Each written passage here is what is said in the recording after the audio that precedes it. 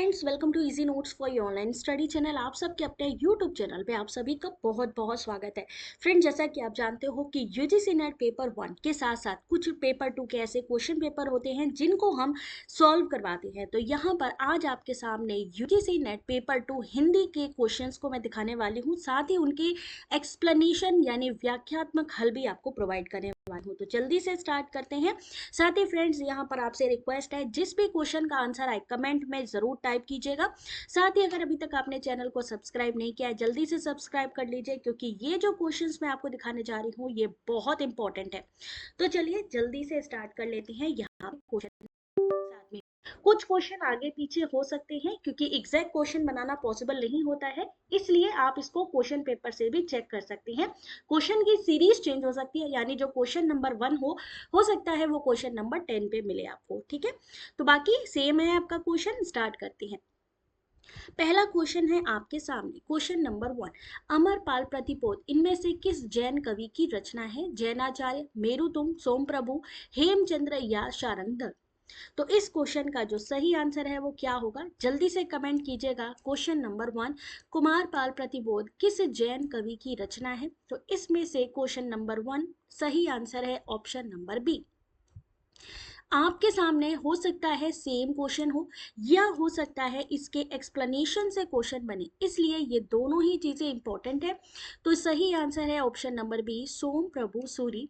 कुमारपाल प्रतिबोध जैन कवि सोम प्रभु की गद्य पद्य रचना है। इसे संस्कृत प्राकृत काव्य भी माना जाता है। यह ग्रंथ अधिकांशतः प्राकृत भाषा में है, किंतु बीच बीच में संस्कृत श्लोक और अपभ्रंश के दोहे भी दिए गए हैं।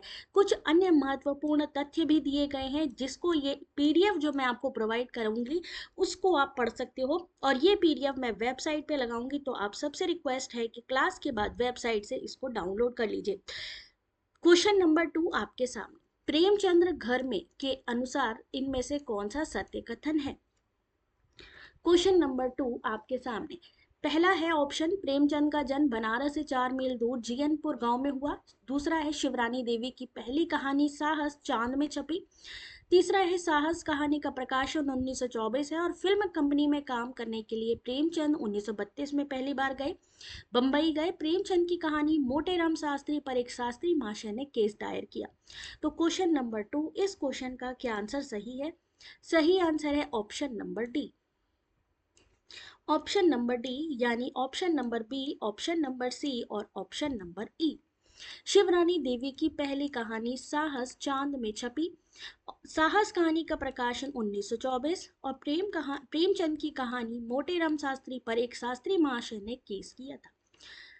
क्वेश्चन नंबर 3 आपके सामने, जो अपने धर्म से हीन पाप में ही गड़े रहते हैं वो माता पिता की हित की बात को नहीं सुनते हैं, सबसे बैर करते हैं। ऐसे जो पापी जन है जो महाडरावनी दक्षिण द्वार से जहाँ नरकों में पड़ते हैं। यह गद्य खंड खड़ी बोली के किस आरंभिक गद्यकार का है? क्वेश्चन नंबर 3 आपके सामने। जिसको भी इस क्वेश्चन का आंसर आ रहा हो जल्दी से क्वेश्चन का आंसर करिएगा। क्वेश्चन नंबर 3 ऑप्शन है ए, इंशाअल्लाह खां, सदा सुखलाल, सदल मिश्र और लल्लू लाल। तो क्वेश्चन नंबर 3 सही आंसर है ऑप्शन नंबर सी, सदल मिश्र। उपयुक्त गद्य खंड बड़ी खड़ी बोली के आरंभिक गद्यकार सदल मिश्र हैं, जो कि नासिकेतोपाख्यान रचना से लिया गया है। अन्य महत्वपूर्ण तथ्यों में नासिकेतोपाख्यान से संबंधित कुछ महत्वपूर्ण तथ्य हैं, यानी इससे संबंधित और कौन से क्वेश्चन बन सकते हैं। पहला कि नासिकेतोपाख्यान का एक और नाम है चंद्रावती। ये यजुर्वेद के आधार पर कठोपनिषद में वर्णित नचिकेता की कथा का ही खड़ी बोली में रूपांतर है। रामचरित और हिंदी पर्शियन वोकेबलरी सदल मिश्र की और रचनाएं मानी जाती हैं। क्वेश्चन नंबर 4, शेखर एक जीवनी भाग 1 में किन पश्चिमी विचारकों के नामों के उल्लेख है? Question number 4, option A Karl Marx, option B Rosa, option C Nietzsche, option D Trotsky और ऑप्शन ई डिकार्ट। सही आंसर है question number 4, correct answer option number A. Option number A C and D, यानी Karl Marx हो गया, आपका Nietzsche हो गया, और option number D Trotsky. Shekhar Ek Jivani सच्चिदानंद हीरानंद वात्स्यन अज्ञेय के द्वारा रचित उपन्यास है। किसके द्वारा? अज्ञेय के द्वारा। जो 2 भागों में प्रकाशित हुआ। पहला भाग 1940 में और दूसरा भाग 1944 में। इसके प्रथम भाग में कार्ल मार्क्स, नीत्शे, ट्रात्स्की जैसे पश्चिमी विचारों का उल्लेख भी है। क्वेश्चन नंबर 5, मजदूरी और प्रेम निबंध में गुरु नानक का कथन भोले भाव मिले रघुराई किसके संदर्भ में प्रयुक्त हुआ है? ऑप्शन ए किसान, ऑप्शन नंबर बी माली, ऑप्शन नंबर सी गडेरिया और ऑप्शन नंबर डी फकीर। सही आंसर है ऑप्शन नंबर ए किसान। मजदूरी और प्रेम निबंध सरदार पूर्ण सिंह के द्वारा रचित चर्चित निबंध है। सरदार पूर्ण सिंह हिंदी, अंग्रेजी, उर्दू के मर्मज्ञ विद्वान थे। इसमें गुरु नानक का कथन भोले भाव मिले रघुराई, भोले भाले किसानों को ईश्वर अपने खुले दीदार का दर्शन देता है, इस प्रकार यह कथन किसानों के संदर्भ में प्रयुक्त होता है। इसके अन्य महत्वपूर्ण तथ्यों में मजदूरी और प्रेम संबंध में क्या है निबंध में, इस निबंध के शीर्षक है कि हल चलाने वाले का जीवन, गडेरिये का जीवन, मजदूर की मजदूरी, मजदूरी और कला और मजदूरी और फकीरी। क्वेश्चन नंबर 6, कल्पना मन की कोई रहस्यपूर्ण क्रिया नहीं, वह मन की अन्य क्रियाओं के समान ही होती है। यह कथन किस पाश्चात्य चिंतक का है? Option A Croce, option B Eliot, option C Coleridge और option D Richards. Question number 6 सही आंसर है option number D I A Richards. I A Richards का कहना था कि कल्पना मन की कोई रहस्यपूर्ण क्रिया नहीं बल्कि मन की अन्य क्रियाओं के समान ही होती है। रिचर्ड्स ने काव्य में कल्पना विचार के अंतर्गत इसको बताया था। रिचर्ड्स के अनुसार जो आवेग वर्तमान परिस्थितियों के कारण जागृत होते हैं उन्हें हम रूपात्मक कल्पना कहते हैं। कल्पना के 6 प्रचलित अर्थ है। कल्पना चक्षुष यानी आंखों से स्पष्ट बिंबों की उत्पादकता है।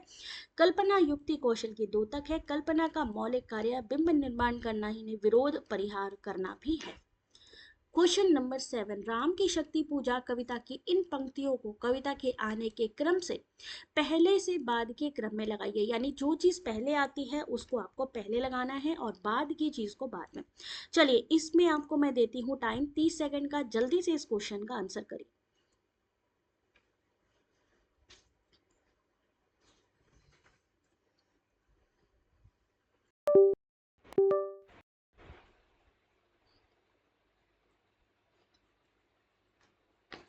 क्वेश्चन नंबर 7, चलिए देखते हैं इस क्वेश्चन का जो सही आंसर है वो क्या होता है।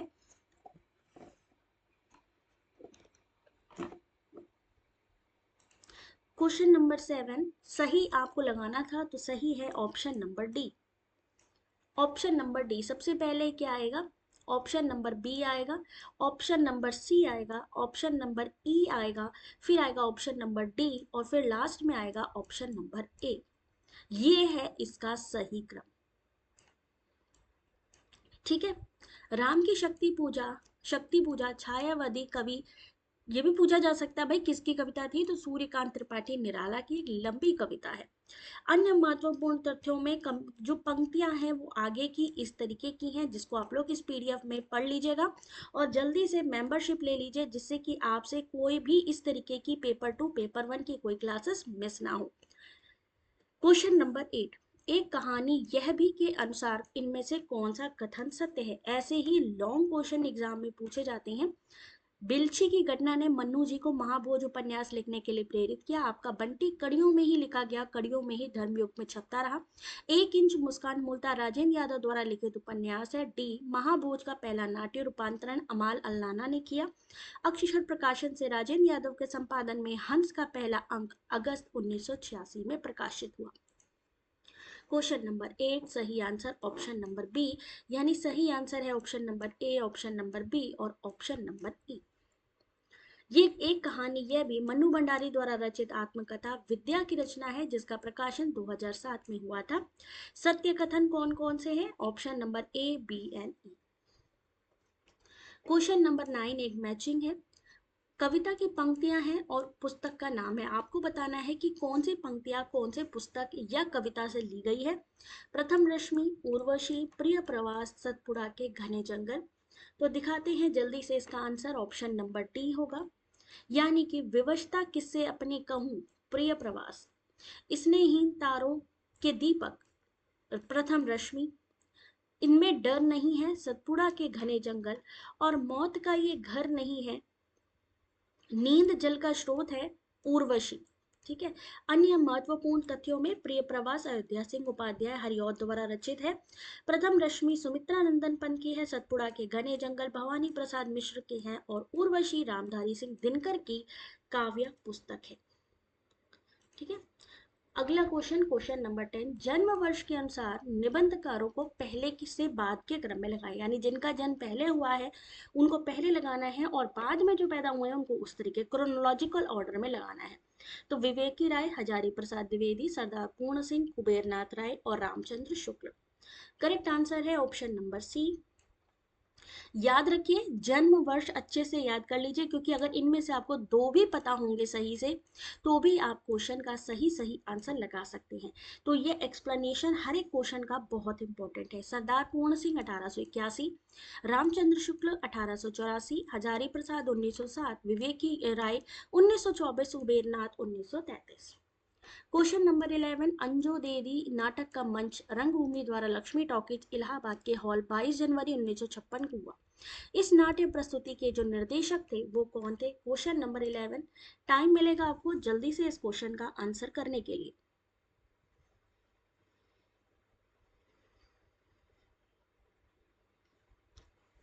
बीच बीच में क्विज भी चल रहा है, यानी क्वेश्चंस भी पता चल जाएंगे कि कितने क्वेश्चंस हम सही कर सकते हैं, हमारी तैयारी कितनी है। तो क्वेश्चन नंबर 11 सही आंसर है इसका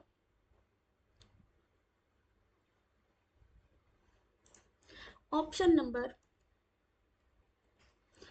नंबर ए। इस क्वेश्चन का सही आंसर है, यानी श्री राज जोशी। उपेंद्र नाथ अश्क द्वारा रचित अंजोदीदी नाटक का मंचन रंगभूमि द्वारा लक्ष्मी टॉकीज इलाहाबाद के हॉल 22 जनवरी 1956 को हुआ था। इस नाट्य प्रस्तुति के निर्देशक थे श्री राज जोशी। इस नाटक के बारे में सबसे इंपॉर्टेंट चीज क्या है कि इनके पात्र कौन थे। यह 2 अंकों का सामाजिक नाटक है, और इसके बारे में काफी डिटेल है जो आप एक्सप्लेनेशन में पढ़ सकते हैं। क्वेश्चन नंबर 12, उत्तर आधुनिकतावाद के संबंध में इनमें से कौन सा कथन सही है? देख सकते हैं क्वेश्चन काफी बड़ा है। ऑप्शन ए, ल्योतार की पुस्तक द पोस्ट मॉडर्न कंडीशन से उत्तर आधुनिकतावादी चिंतन का आरंभ माना जाता है। 19वीं शताब्दी को उत्तर आधुनिकता का समय माना गया है। फ्रेडरिक जेम्सन ने उत्तर आधुनिकता को पूंजीवाद के विकास की खास अवस्था कहा है। टी एस एलियट की कृति द वेस्टलैंड उत्तर आधुनिकतावाद का साहित्यिक उदाहरण है। उत्तर आधुनिकतावादी विचारकों ने लेखक की मृत्यु और विचारधारा के अंत की घोषणा की। क्वेश्चन नंबर 12 सही answer option number D. Option number D यानी ऑप्शन नंबर ए सही है, ऑप्शन नंबर सी सही है और ऑप्शन नंबर ई सही है। उत्तर आधुनिकतावाद के संबंध में जो कथन सही है वो आपके सामने है। अन्य महत्वपूर्ण तथ्य, क्योंकि ये यहाँ से भी क्वेश्चन आ सकता है, याद रखिए ये जो एक्सप्लेनेशन है ये बहुत इंपॉर्टेंट है, क्योंकि यहाँ से क्वेश्चन आपसे पूछे जाते हैं। ठीक है। उत्तर आधुनिकतावाद के विचारक कौन है? ल्यूथार, रॉबर्ट बेंथरी, जेम्स स्टर्लिंग। उत्तर आधुनिकता मानव यथार्थ की संपूर्णता की अवधारणा का खंडन करती है, क्योंकि मानव यथार्थ विखंडित, बहुवाची और परिवर्तनशील है। उत्तर आधुनिकता के तत्व हैं विकेंद्रिता, विखंडन, स्थानीयता। क्वेश्चन नंबर 13, उर्वशी के स्त्री पात्र इनमें से कौन से हैं? ऑप्शन ए, जितनी देर में मैं क्वेश्चन पढ़ रही हूँ आप सबसे रिक्वेस्ट है क्वेश्चन को पढ़ के या वीडियो को, आपको जहां लगता है कि नहीं मुझे इसका क्वेश्चन करना है, वीडियो को वहां क्या कर दीजिए, पॉज कर दीजिए और क्वेश्चन को पढ़ के आंसर में कमेंट जरूर लिखिए। ठीक है। सहजन्या, सुनंदा, स्वस्ति, चित्रलेखा, निपुण का आंसर करना है आपको नीचे दिए गए विकल्पों में से एक। क्वेश्चन नंबर 13 सही आंसर है ऑप्शन नंबर सी, यानी ऑप्शन नंबर ए Sahajanya, option number D Chitralekha, option number ई निपुण का। उर्वशी किसकी रचना है? रामधारी सिंह दिनकर जी के द्वारा रचित गीति नाट्य काव्य है। दिनकर जी इसे कामाध्याम भी कहते हैं। इसका प्रकाशन कब हुआ था? 1961। जैसा कि पिछले क्वेश्चन में प्रकाशन का वर्ष या जो आपके कवि हैं या यहाँ पे जो रचनाकार हैं उनके वर्ष भी पूछे जाते हैं। उर्वशी के पात्र पुरुरवा, महर्षि च्यवन, सूत्रधार, कंचुकी, सभासद, प्रतिहारी, आयु, पुरुतवा, उर्वशी का पुत्र, नटी, सैजन्या, रंभा, मेनका, चित्रलेखा, है ना, सुकन्या, अपाला। ये सही आंसर है, ये पूरा पढ़ लीजिएगा एक बार। क्वेश्चन नंबर 14, टाइम मिलेगा आपको सिर्फ 15 सेकंड, आंसर करिए। संतति दी गई है और उनकी माँ, यानी धरती धन्ना अपना के पात्र हैं, यहाँ पे एक नाटक है उसके पात्र हैं और उनमें से आपको मैचिंग करानी है उनकी माँ के साथ। लच्छो, जीतू, ज्ञानो, दलीपा, इनकी माँ का नाम क्या था? 15 सेकेंड हो गए हैं, जल्दी से देखते हैं answer. Option number B, Lachhu की माँ प्रीतो हो गई, जीतो निहाली, ज्ञानो जस्सो और दलीपा हुकुमा। क्वेश्चन नंबर 15, मुक्ति बोध ने साहित्य की हर विद्या को इतना तोड़ दिया है कि रचना स्वयं अपने मूल्यों को ललकारने लगती है। कविता बढ़ते बढ़ते डायरी हो जाती है और डायरी चलते चलते कहानी हो जाती है। मुक्ति बोध के रचना शिल्प के बारे में यह कथन किस साहित्यकार का है? अशोक वाजपेयी, नेमीचंद, शमशेर बहादुर या Shrikant Verma? Correct answer option number D, Shrikant Verma. ठीक है। क्वेश्चन नंबर 16, मेरे राम का मुकुट भीग रहा है निबंध में मेहमान रात्रि में किस कार्यक्रम में गए थे? साहित्यिक कार्यक्रम में, संगीत के कार्यक्रम में, नाटक के कार्यक्रम में या पारिवारिक कार्यक्रम में? तो इस क्वेश्चन का सही आंसर है ऑप्शन नंबर बी, संगीत के कार्यक्रम में। मेरा राम का मुकुट भीग रहा है, इसके निबंधकार कौन है? विद्या निवास मिश्र के द्वारा लिखा गया है। इस निबंध के अनुसार अभी 2-3 रात पहले मेरे साथ एक साथी संगीत का कार्यक्रम सुनने 9 बजे रात में गए। साथ में जाने के लिए मेरे एक चिरंजीव ने और मेरी एक मेहमान महानगरीय वातावरण में पत्नी कन्या ने अनुमति मांगी। ठीक है, तो ये किससे संबंधित है? इसके महत्वपूर्ण तथ्य है, इसको पढ़ लीजिए। क्वेश्चन नंबर 17, काल क्रमानुसार पाश्चात्य काव्य शास्त्रियों को पहले से बाद के क्रम में लगाइए। यानी जो पहले है उसको पहले लगाना है और जो बाद में है उसको बाद के क्रम में लगाना है। तो सही आंसर क्वेश्चन नंबर 17, सही आंसर है ऑप्शन नंबर डी। सबसे पहले क्या आएगा आपका? क्या कहा है? पहले से बाद के क्रम में। मैं इसको एक बार जूम कर देती हूँ जिससे कि आपको अच्छे से दिख जाए। लोजाइंस प्रथम या तृतीय शताब्दी में, जॉन ड्राइडन 1631 से 1700 में, विलियम वर्ड्सवर्थ 1700-1850, इलियट 1888 से 1965, रिचर्ड्स 1893 से 89।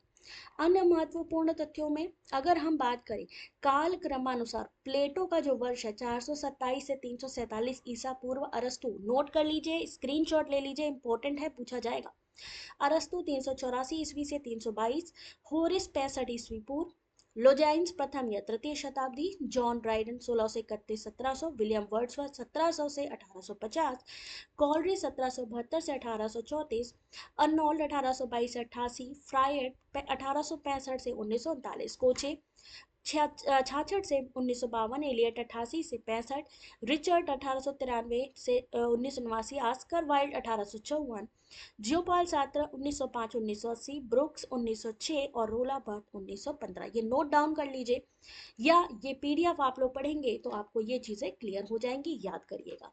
क्वेश्चन नंबर 18, कहन श्याम संदेश एक मैं तुम पे आयो, कहन समय संकेत कहूँ अवसर नहीं पायो, अष्टछाप की किस कवि की रचना है ये?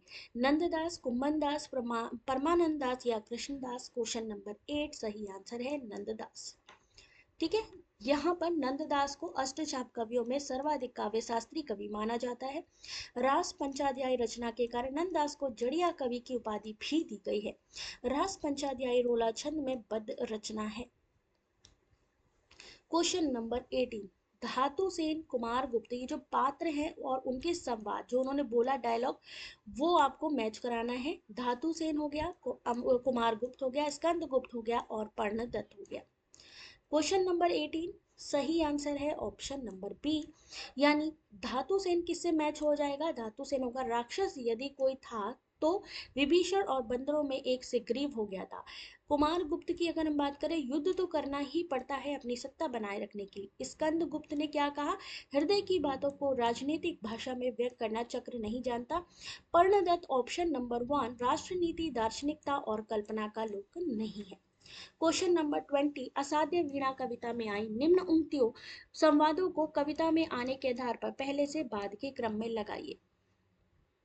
यानी आपको ये जो कविता है, आपको जो यहाँ पे संवाद दिए गए हैं, आपको बताना है कौन सी चीज पहले आई है कौन सी चीज बाद में।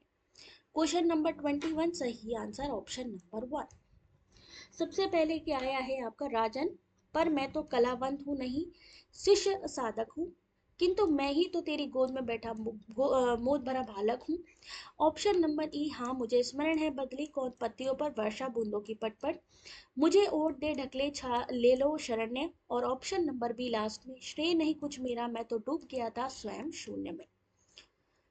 क्वेश्चन नंबर 21, नव जागरण स्वाधीनता आंदोलन से संबंधित घटनाओं को पहले से बाद के क्रम में लगाइए, यानी कौन सी ऐसी घटना थी जो पहले हुई है और कौन सी ऐसी घटना थी जो बाद में हुई थी। ये क्वेश्चन मोस्टली आज क्वेश्चन है, क्योंकि इस तरीके के क्वेश्चन बार बार पूछे जाते हैं। क्वेश्चन नंबर 21, सही आंसर है ऑप्शन नंबर सी। सबसे पहले क्या आएगा, अंग्रेजी शिक्षा के पक्ष में मैकाले का प्रारूप 1835 में, कलकत्ता मद्रास मुंबई विश्वविद्यालय की स्थापना 1857 में, प्रार्थना समाज 1867 में, बंग भंग 1905, तिलक को देश निकाले की सजा 1908 में। 22 क्वेश्चन, मुर्दिया में तुलसीराम जी के चाचा मुनेसर और नगर उत्तर प्रदेश में प्रचलित किस पंथ के धर्मगुरु थे।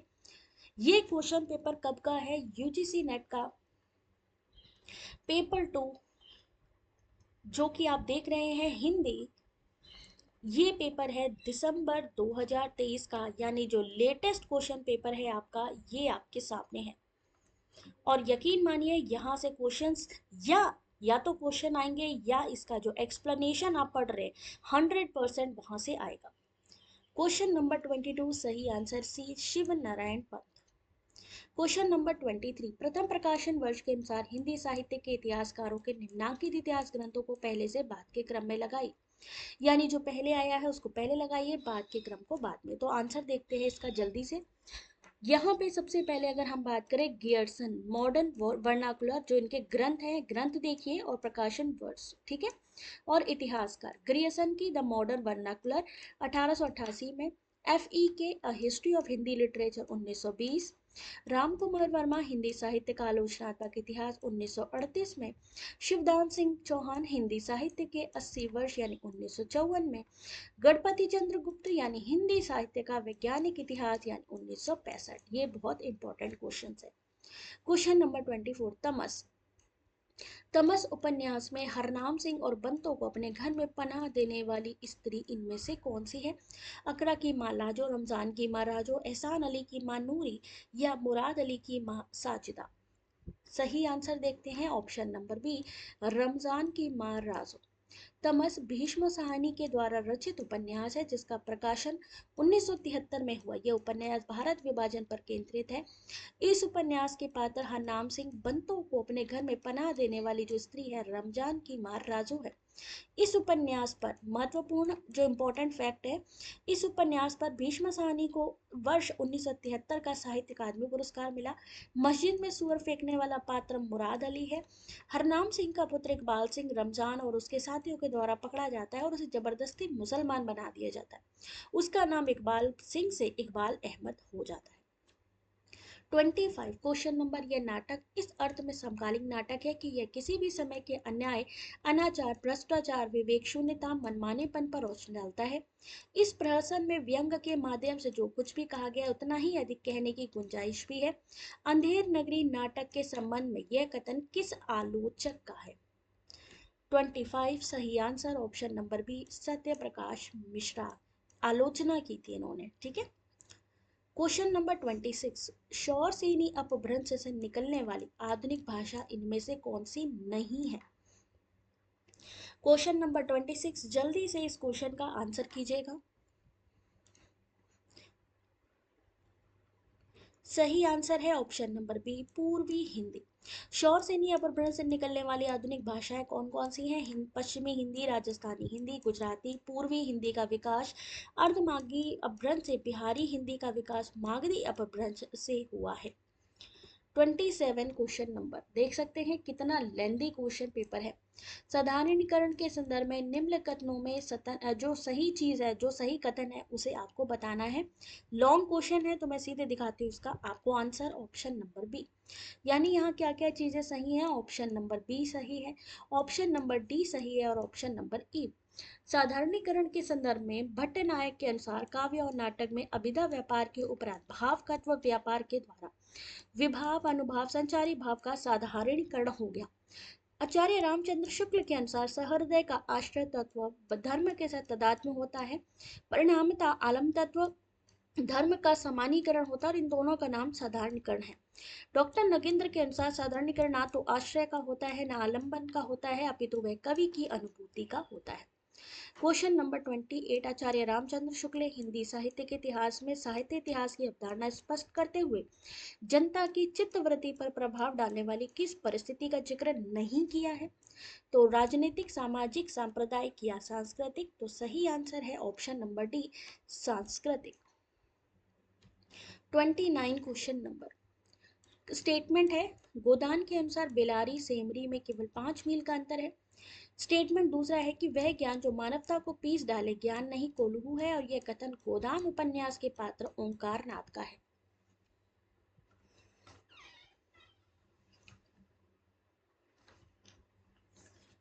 देखते हैं इसका सही आंसर। सही आंसर है सी, पहला सही है और दूसरा गलत। गोदान उपन्यास के अनुसार सेमरी बिलारी दोनों अवध प्रांत के गांव हैं। जिले का नाम बताने की जरूरत नहीं है। होरी बिलारी में रहता है राय साहब अमरपाल सिंह सेमरी में। दोनों गांवों में 5 मील का अंतर है। इसमें जो आपका कथन नंबर 1 है वो सही है। वे ज्ञान जो मानवता को पीस डाले ज्ञान नहीं कोलू है, यह कथन गोदान उपन्यास के पात्र मेहता का है, ना कि ओंकारनाथ का। क्वेश्चन नंबर 30, यहाँ पे काव्य पंक्तियां हैं। रीतिबद्ध काव्यधारा के कवियों से जुड़ी काव्य पंक्तियां। निम्नांकित काव्य पंक्तियों में कौन सी रीतिबद्ध काव्यधारा के कवियों से जुड़ी काव्य पंक्तियां हैं? ऑप्शन आपके सामने, एक बार चाहो तो आप लोग पढ़ सकते हैं। इसी तरीके की पंक्तियां या नाटक के आपके कुछ स्टेटमेंट्स आपको दिए जा सकते हैं। तो मैं सीधे दिखाती हूँ इसका आंसर। सही आंसर है option number D. Option number D यानी option number A, option number C और ऑप्शन नंबर डी। ब्रज भाषा रुचिर कहे सुमित सब गाय, अगर रीतिबद्ध काव्यधारा की बात करें भिखारी दास। आखिर में अलसानी चिंतौनी में मंजू, बिलासन के सरसाई मतीराम, बेगी ही बूढ़ी गई पंखिया, अखिया मधु की मखिया भई मेरी देव। क्वेश्चन नंबर 31, कबीर की कविता पंक्ति बाजन दे बजंतरी कली कुकही जनी छेड़ में बजंतरी शब्द का अर्थ क्या है? बांसुरी, पिपहरी, वीणा या तुरही। सही आंसर है वीणा। कबीर की काव्य पंक्तियां बाजन दे बजंतरी कली, ये जो शब्द है उसमें बाजंतरी शब्द का अर्थ है वीणा। इस कविता की अगली पंक्ति है, तुझे बिरानी की परी अपनी आप निबेड़, इसमें कली ककुई का अर्थ है निकृष्ट वाद्य। क्वेश्चन नंबर 32, धूमिल की नक्सलवाड़ी, मोचीराम और अकाल दर्शन कविताएं किस संग्रह में है? जल्दी से इस क्वेश्चन का आंसर कीजिए।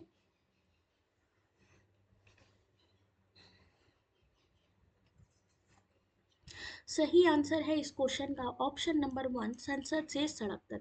धूमिल का पूरा नाम है सुदामा पांडे धूमिल। उनका काव्य संग्रह संसद से सड़क तक 1972 में प्रकाशित हुआ। उनकी कविताएं 20 साल बाद जनतंत्र के सूर्योदय में अकाल दर्शन, उस औरत के बगल में लेटकर राजकमल चौधरी के लिए, मोची राम, एक आदमी शहर का व्याकरण पढ़ कवि 1970, नक्सलबाड़ी, सच्ची बात, हत्यारी संभावनाओं के नीचे, मुनासिब कार्रवाई, भाषा की रात, पटकथा। इस प्रकार नक्सलबाड़ी, मोची राम, अकाल दर्शन कविताएं संसद से सड़क तक काव्य संग्रह में ही संग्रहित है। किसमें? संसद में सड़क तक की कविताओं में ही जो संकलित है। क्वेश्चन नंबर 33, निम्नलिखित काव्य संकलनों में रामकुमार वर्मा कृत काव्य संकलन है? ऑप्शन ए, सतनी, चित्ररेखा या एकलव्य। सही आंसर देखते हैं। सही आंसर है option number C, option number B, D and E. चलिए यहां से देखते हैं इस क्वेश्चन का आंसर। एकांत संगीत 1939 में आई, किसकी है? हरिवंश राय बच्चन की। अंजलि 1930 में आई, राम कुमार वर्मा। सतरंगिनी 1945 में, हरवंश राय बच्चन। चित्ररेखा 1935, राम कुमार वर्मा। एकलव्य 1958 में आई, किसके द्वारा? राम कुमार वर्मा। राम कुमार वर्मा की और रचनाओं में काव्य में अगर हम बात करें तो वीर हमीर, चित्तौड़ की चिता, अभिशाप, रूप राशि, निशित चंद्र, किरण, संकेत, जौहर। गद्य गीत राजकुमार वर्मा का हिमहार, चित्ररेखा कृति पर इन्हें देव पुरस्कार भी दिया गया था।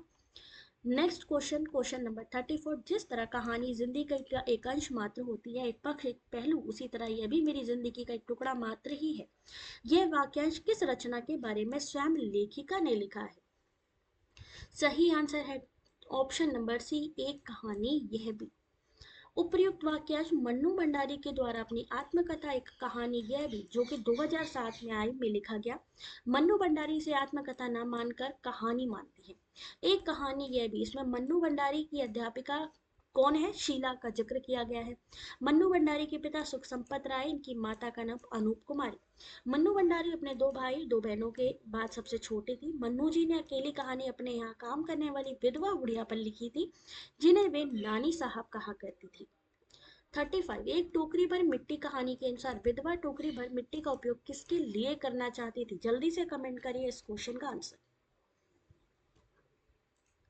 क्वेश्चन नंबर 35, सही आंसर है ऑप्शन नंबर सी, चूल्हा बनाने के लिए। ठीक है, एक टोकरी भर मिट्टी माधवराव सप्रे के द्वारा रचित कहानी है। ये कहानी 1901 में प्रकाशन में आई थी। जब से ये झोपड़ी टूटी है तब से मेरी पोती ने खाना पीना छोड़ दिया। मैंने बहुत समझाया पर वह एक नहीं मानती। यही कहा करती है कि अपने घर चल, वहीं रोटी खाऊंगी। अब मैंने सोचा कि इस झोपड़ी में से एक टोकरी भर मिट्टी लेकर उसी का चूल्हा बनाकर रोटी पकाऊंगी। इस प्रकार इस कहानी के अनुसार विधवा टोकरी भर मिट्टी का उपयोग चूल्हा बनाने के लिए करना चाहती है। एक टोकरी भर कहानी प्रारंभिक अंश क्या है और ये कहानी के जो पात्र हैं कौन कौन से हैं, इसको एक बार पढ़ लीजिएगा। क्वेश्चन नंबर 36, संस्कृति और सौंदर्य में आए कथन। अशोक के फूल केवल एक फूल की कहानी नहीं, भारतीय संस्कृति का अध्याय है। ऑप्शन ये जितने हैं आपको उतने पूरे ऑप्शन पढ़ने पड़ेंगे, तभी आप यहाँ पर नीचे दिए गए विकल्पों में से एक चुन पाएंगे। लॉन्ग क्वेश्चन है, ज्यादा टाइम नहीं है, इसलिए मैं सीधे दिखाती हूँ इसका आंसर, जिससे कि ना सिर्फ क्वेश्चन का आंसर मिले, आपको एक्सप्लेनेशन भी मिल जाए। तो क्वेश्चन नंबर 36 सही आंसर ऑप्शन नंबर बी, यानी option number A, option number B और ऑप्शन नंबर डी। अशोक के फूल केवल एक फूल की कहानी नहीं बल्कि भारतीय संस्कृति का अध्याय है। रविन्द्रनाथ ठाकुर ने भारत को महामानव सागर कहा है। प्रसाद ने रहस्यवाद शीर्षक निबंध में सौंदर्य अनुभूति की परंपरा को पुनर्निर्मित करने का प्रयास किया था। अन्य महत्वपूर्ण तथ्य में सौंदर्य और संस्कृति निबंध में से क्या क्या चीजें और हैं? आम, बकुल, चंपा के फूल का जिक्र किया गया है। कालिदास, रविन्द्रनाथ ठाकुर, दिनकर, अज्ञेय, गोविंद चंद पांडे, लखनऊ विश्वविद्यालय, रामचंद्र शुक्ल आदि का जिक्र हजारी प्रसाद द्विवेदी के प्रसंग में किया गया है। 37 क्वेश्चन नंबर, आचार्य रामचंद्र शुक्ल ने हिंदी साहित्य का इतिहास में सरस्वती में प्रकाशित निम्नलिखित कहानियों का वर्णन करते हुए इनमें से 3 कहानियों को मार्मिकता की दृष्टि से भाव प्रदान कहानियों के रूप में चुना है। Option A Indumati, option B plague की चुड़ैल, ऑप्शन सी 11 वर्ष का समय, ऑप्शन डी पंडित और पंडितानी, ऑप्शन ई दुलाई वाली।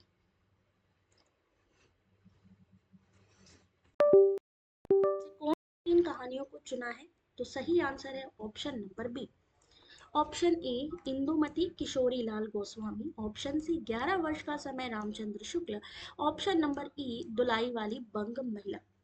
आचार्य रामचंद्र शुक्ल ने अपने ग्रंथ हिंदी साहित्य का इतिहास में सरस्वती पत्रिका में प्रकाशित कहानियों के नाम दिए हैं। इंदुमती है किशोरी लाल गोस्वामी, गुलबहार किशोरी लाल, प्लेग की चुड़ैल मास्टर भगवान दास, 11 वर्ष का समय रामचंद्र शुक्ल, पंडित पंडितानी गिरिराज दत्त, दुलाई वाली बंग महिला। शुक्ल जी के अनुसार इनमें से यदि मार्मिकता की दृष्टि से भाव प्रदान कहानियों को चुने तो 3 है, एक है इंदुमती, दूसरा 11 वर्ष का समय और फिर है दुलाई वाली। क्वेश्चन नंबर 38, रचना का शीर्षक दिया गया है और विद्या। लोक ऋण, जीवन परिधि, चली फगुनहट, बोरे आम और मेरे सूरदय श्रद्धे। तो सही आंसर इसका देखिएगा ऑप्शन नंबर सी, यानी लोक ऋण का क्या है, उपन्यास, जीवन परिधि कहानी संग्रह, चली फगुनहट निबंध और मेरे सूरदय श्रद्धे संस्मरण। क्वेश्चन नंबर 39, प्रताप नारायण मिश्र से संबंधित इनमें से कौन सा कथन सही है? प्रताप नारायण मिश्र के बारे में ही यहाँ पर जितने भी पॉइंट दिए गए हैं उन्हीं से ही जुड़े हैं, आपको बताना है उनके बारे में ऐसा कौन सा पॉइंट है जो सही है। जब भी आपको क्वेश्चन कंप्लीटली पढ़ना हो, क्वेश्चन को वहीं पर पॉज कर दीजिए वीडियो को और पूरा पढ़िए, जिससे कि एग्जाम टाइम पे आपको जब ऐसे क्वेश्चन फेस करने पड़े तो आपको डर ना लगे और पूरा पढ़ पाए। चलिए ध्यान से देखिए, 39 का सही आंसर ऑप्शन नंबर डी, यानी option number B, option number D और option number E. Sanskrit, Urdu, Farsi, Angrezi, Bangla में उनकी अच्छी गति थी। दांत भो आप, बात धोखा, रिश्वत बेकार, होली जैसे विषयों पर उन्होंने निबंध लिखे थे। अन्य महत्वपूर्ण तथ्यों की बात करें तो प्रताप नारायण का जन्म 1856 में हुआ था। इन्होंने क्या कहा, 1852 में, जबकि ये उत्तर प्रदेश के उन्नाव जिले में हुआ था। प्रताप नारायण मिश्र 1883 में कानपुर में ब्राह्मण पत्रिका का प्रकाशन स्टार्ट किया था, और इन्होंने क्या कहा है, इसीलिए ये गलत हुआ, हिंदी प्रदीप पत्रिका का संपादन किया, जबकि इन्होंने ब्राह्मण पत्रिका का किया।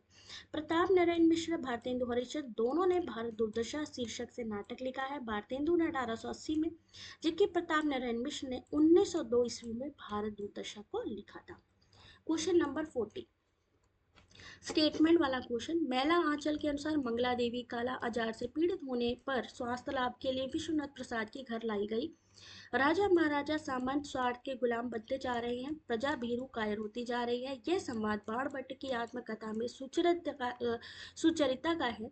इस कथन के आलोक में कौन से विकल्प सही हैं, यानी आपको बताना है कि स्टेटमेंट नंबर 1 सही है या स्टेटमेंट नंबर 2 सही है।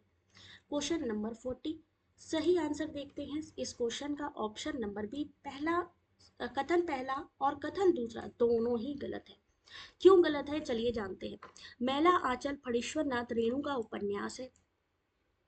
इस उपन्यास के अनुसार मंगला देवी काला आजार से पीड़ित होने पर स्वास्थ्य लाभ के लिए कहाँ लेकर जाई गई, कालीचरण क्या, जबकि यहाँ इन्होंने क्या कहा, विश्वनाथ, इसलिए पहला स्टेटमेंट गलत। दूसरा स्टेटमेंट क्या है, बाणभट्ट की आत्मकथा आचार्य हजारी प्रसाद द्विवेदी का उपन्यास है, और इन्होंने क्या कहा है, सुरचिता का है ना। इस उपन्यास के अनुसार महामाया का कथन है कि राजा महाराजा सामंत स्वार्थ के गुलाम बनते जा रहे हैं, प्रजा भीरू और कायर होती जा रही, जबकि इन्होंने कहा था ये सुचरिता का है, इसलिए यहाँ पर दोनों ही स्टेटमेंट गलत है। 41, जिंदगी नामा उपन्यास किन कवितांशों और गीतों का उपयोग किया गया है।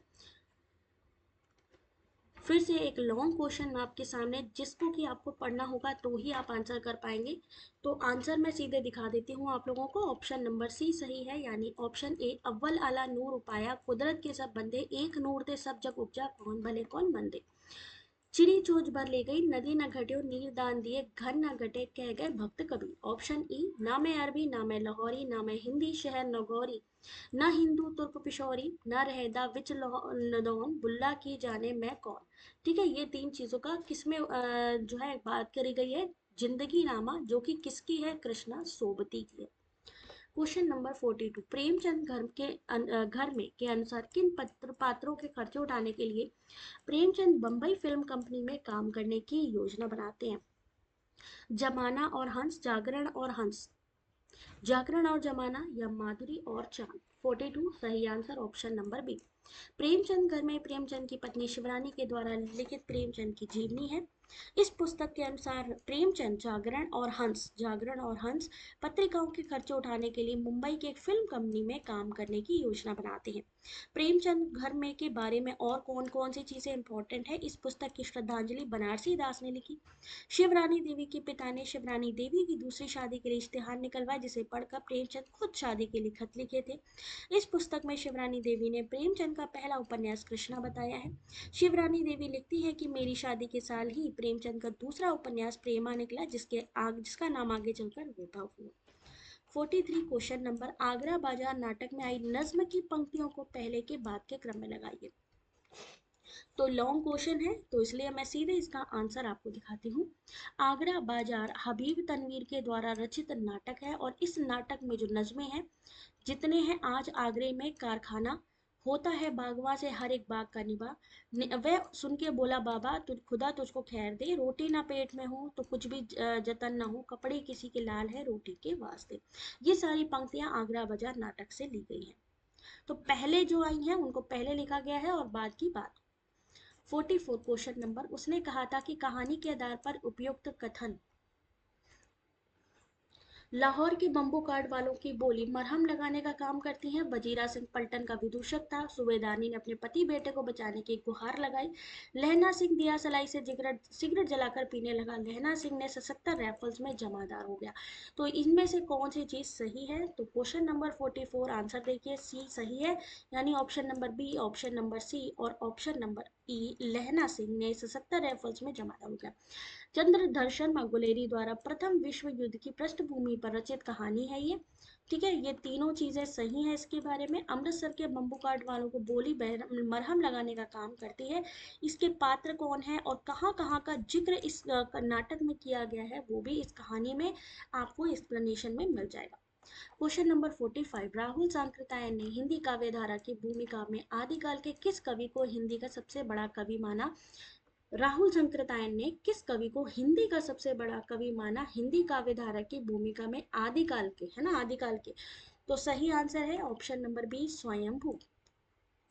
राहुल सांकृत्यायन हिंदी काव्यधारा पुस्तक की भूमिका में लिखते हैं कि हमारी इसी युग में नहीं, हिंदी कविता के पांचों युग, सिद्ध, सामंत, सूफी, भक्त युग, दरबारी युग, नव जागरण युग के जितने कवियों को हमने यहाँ संग्रहित किया, उन्होंने संकोच कहा जा सकता है कि स्वयंभू सबसे बड़े कवि थे। 46, भारतीय संघ की राजभाषा के रूप में हिंदी के संदर्भ में इनमें से कौन सी चीजें सही हैं? तो आंसर हम आपको पहले दिखाते हैं। ऑप्शन नंबर ए, यानी राजभाषा संसदीय समिति का गठन 1976 में हुआ। विविध प्रकार के राजकीय क्रियाकलाप भाषा राजभाषा कहलाई।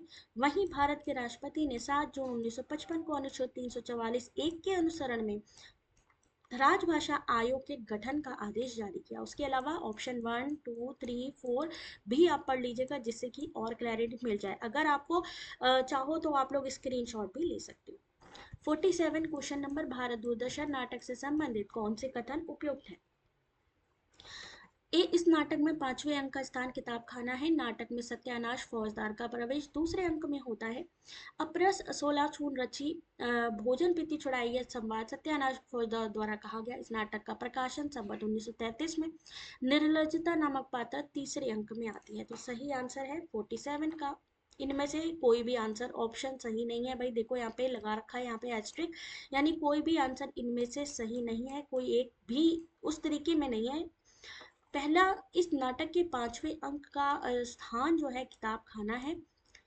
इस नाटक के दूसरे अंक में भारत निर्लजता और आशा का प्रवेश होता है, और यहाँ पे इस बारे में करा ही नहीं गया है। अप्रस 16 छूत रची, ये संवाद तीसरे अंक का है, सत्यानाश फौजदार द्वारा कहा गया। 1933 में इस नाटक का प्रकाशन हुआ। जबकि इसको अगर हम बात करें, लक्ष्मी सागर ने 1875 माना था। निर्लजता नामक पात्र का प्रवेश दूसरे अंक में होता है, जबकि ये कह रहे हैं कि तीसरे अंक में होता है। तो इसलिए इसको नोट, जो इंपॉर्टेंट चीजें कर लीजिए, क्योंकि यूजीसी ने इसको जो है मूल्यांकन से ही बाहर कर दिया था। कुछ ऑप्शन सही थे और कुछ ऑप्शन गलत थे। 48, आमुख के अनुसार कामायनी की कथा सृष्टि में जयशंकर प्रसाद ने किन पुस्तकों से सहायता प्राप्त की थी? मुंडक उपनिषद, कठोपनिषद, शतपथ ब्राह्मण, छंदोग्य उपनिषद या ऋग्वेद? तो सही आंसर देखिए ऑप्शन नंबर सी, डी और ई, यानी Shatapatha Brahmana, option number D Chandogya उपनिषद और ऋग्वेद। जयशंकर प्रसाद की रचना कामायनी। ठीक है। क्वेश्चन नंबर 49, भारत खंडामृत आबे हयात नामक कॉलम से हिंदी उर्दू का पत्र किसने निकाला? पंडित बद्रीलाल, वशीधर, श्रीलाल और या राजा शिव प्रसाद? तो सही आंसर इस क्वेश्चन का ऑप्शन नंबर क्या होगा? भारत खंडामृत आबियत नामक कॉलम से हिंदू जो पत्र निकाला वो थे पंडित वशीधर। ठीक है। आचार्य रामचंद्र शुक्ल अपने ग्रंथ हिंदी साहित्य का इतिहास में लिखते हैं कि पंडित वशधर ने, जो आगरा नॉर्मल स्कूल के बोर्डदर्श थे, हिंदी उर्दू का एक पत्र निकाला, जिसके हिंदी कॉलम का नाम था भारत खंडामृत, उर्दू कॉलम का नाम था आबेहर। ठीक है। क्वेश्चन नंबर 50, बच्चन की आत्मकथा और उनके खंड। बसेरे से दूर, नीर का निर्माण, फिर दश द्वार से सोपान तक, क्या भूलूं क्या याद करूं? जल्दी से इस क्वेश्चन का आप आंसर करेंगे। बाकी के क्वेश्चन मैं पार्ट 2 में आप लोगों को कराने वाली हूँ। तो जो भी यहाँ पर ये पीडीएफ देख रहे हैं, अगर आप चाहते हो पार्ट 2 आपको मिले, तो वीडियो में ज़रूर कमेंट करिएगा नेक्स्ट वीडियो। ठीक है। और साथ ही इस क्वेश्चन का आंसर भी आपने कमेंट करना है, गलत है या सही है वो तो बात की बात है, क्योंकि नेक्स्ट ये जो आंसर मैं दिखाऊंगी आपको नेक्स्ट 50 क्वेश्चंस में दिखाऊंगी। अब मिलते हैं आपसे नेक्स्ट वीडियो में। तब तक के लिए अपना ध्यान रखिए और वीडियो को लाइक शेयर ज़रूर कर दीजिए अपने हिंदी ग्रुप में, जिससे सब तक ये जो है क्वेश्चन पहुंच सके। साथ ही ये पीडीएफ भी मैं आपको जल्दी से जल्दी प्रोवाइड करती हूँ। Thanks for watching.